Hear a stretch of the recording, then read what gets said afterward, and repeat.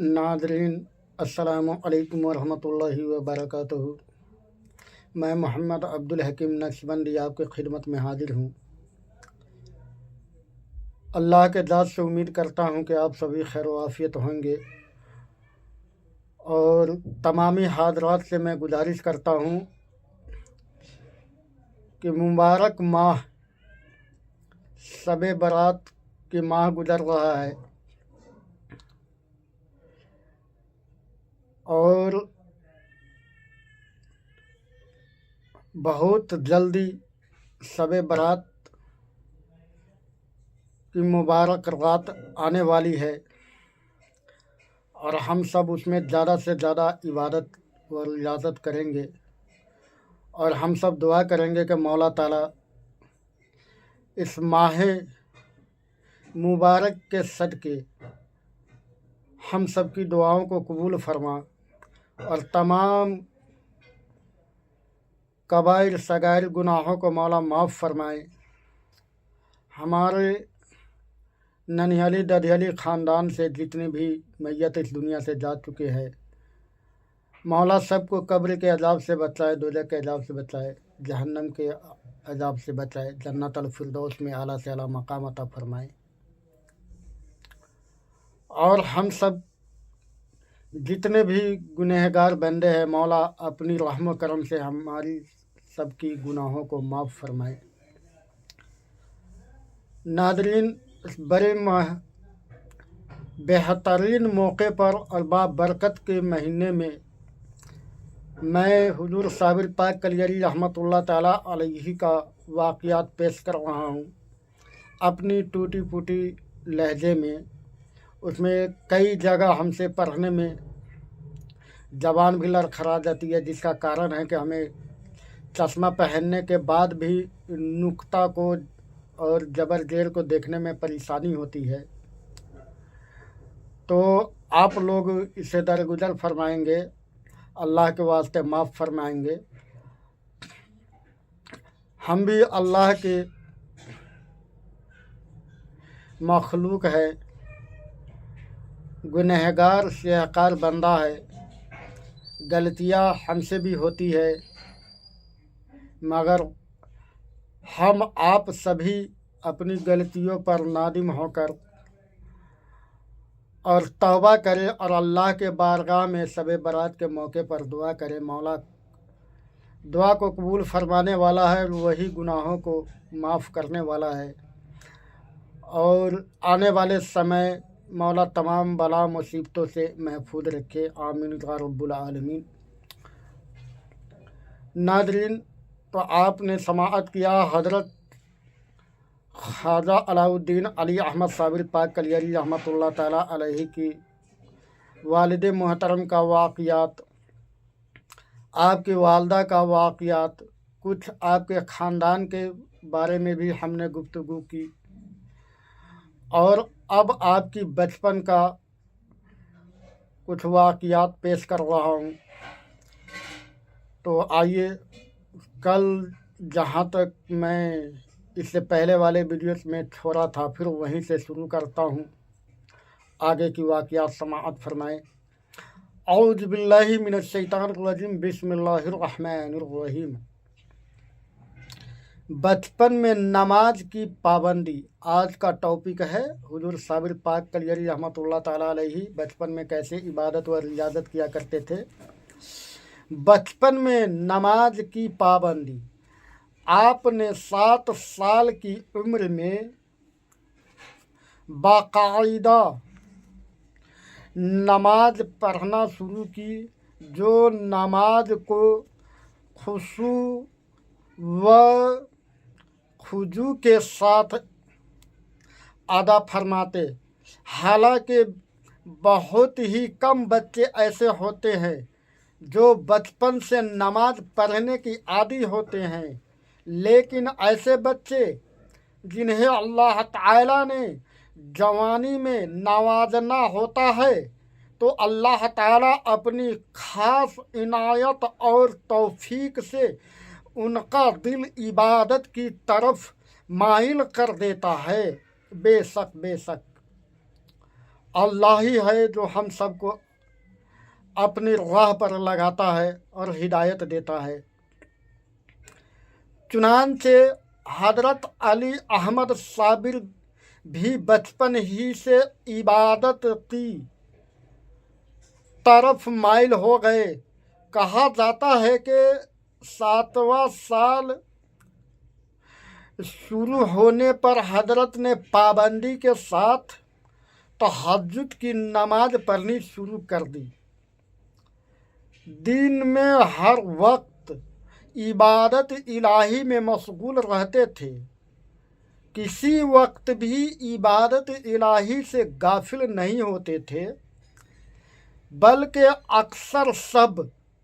اکثر سب میں بعد نماز تہجد آپ جس کمرے میں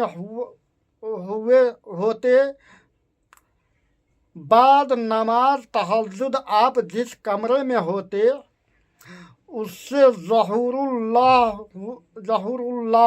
کی آواز سنائی دیتی تھی، یعنی کہ ذکر کی آواز سنائی دیتی تھی۔ حضرت محمد ابو القاسم گرگامی رحمۃ اللہ علیہ و نظیر دیگر حالیان مکان نے اس آواز کو سنا اور تحقیق کرنے پر سوائے حضرت صابر علیہ رحمۃ اللہ کے با نفس خود اور کسی کو بھی اس حجرے میں نہ پاتے۔ جس وقت آپ کی عمر شریف 7 سال کی پوری ہو گئی تو یہ آواز سنائی دینا بھی موقوف ہو گیا، اور جب کبھی آپ سے اس کا تذکرہ کیا گیا تو آپ شرما گئے اور مسکرائے۔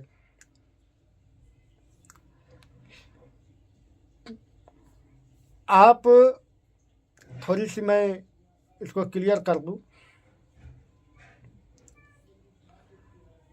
اکثر سب میں بعد نماز تہجد آپ جس کمرے میں ہوتے اس سے ظہور، یعنی کہ ظہور اللہ کی آواز آتی رہتی تھی۔ آپ جس کمرے میں ہوتے تھے اس سے ذکر خدا کی آواز آتی رہتی تھی۔ ایک بہت بڑے بزرگ گزرے ہیں جن کا نام تھا محمد ابو القاسم گرگامی رحمۃ اللہ۔ آپ فرماتے ہیں کہ نظیر، یعنی جو لوگوں نے وہاں پر تھا اس وقت، نظیر دیگر حالیان مکان، جو آس پاس میں بھی رہتے تھے، جس مکان کے بارے میں جانتے تھے، اس آواز کو سنا اور تحقیق کیا کہ آواز کہاں سے آ رہی ہے۔ آپ فرماتے کہ پر سوائے حضرت صابر علیہ رحمۃ اللہ کے اور با نفس، یعنی کہ حضرت محمد ابو القاسم گرگامی با نفس خود اور کسی کو بھی اس حجرے میں نہ پاتے۔ جس وقت آپ کی عمر شریف 7 سال کی پوری ہو گئی تو یہ آواز سنائی دینا بھی موقوف ہو گیا، اور جب کبھی آپ سے اس کا ذکر تذکرہ کیا گیا تو آپ شرما گئے اور مسکرانے لگے۔ نماز کی پابندی کرنا جو کتاب و سنت میں قرار دیا ہے، جس کی ہدایت خود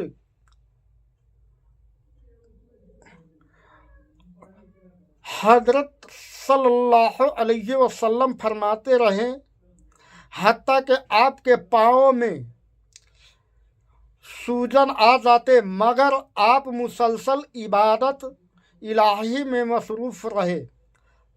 اگرچہ حضور صلی اللہ تعالیٰ علیہ وسلم کے زندگی کا ہر لمحہ سراپا عبادت ہوتا ہے، यही वजह है कि सहाबा कराम अलैहिम रिदवान ने भी इबादत इलाही को अपनी ज़िंदगी का शिआर बनाए रखा। फिर औलियाए कामलीन ने भी जिनकी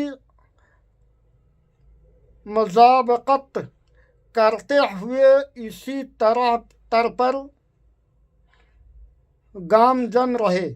लिहाजा हजरत सैयद अली अहमद अलाउद्दीन साबिर अलैहिर्रहमा का कोई ऐसा लम्हा नहीं गुजरा जो जिक्र व फिक्र से खाली हो। यही वजह है कि बुजुर्गान दीन ने सब बेदारी की मुजाहिदत किए जो रूहानी तरक्की के मौजूआत में से है। नाज़रीन, इसके बाद में वीडियोस में मैं आपके वालिद माजिद के इंतकाल के बारे में गुफ्तगू करूँगा। नाज़रीन, जो गलतियाँ हुई है पढ़ने में, जो नुक्ता और जेर जबर की किसी भी तरह की गलतियाँ हुआ है, मौला अपने हबीब के सदके, साबिर पाक के सदके उसे माफ़ फरमा और इसे कबूल फरमा। और जो लोग सुनते हैं देखते हैं, मौला उनको भी देखने और सुनने को भी मौला कबूल फरमा और उनके घर में औलिया कामलीन की दुआओं के बरकत से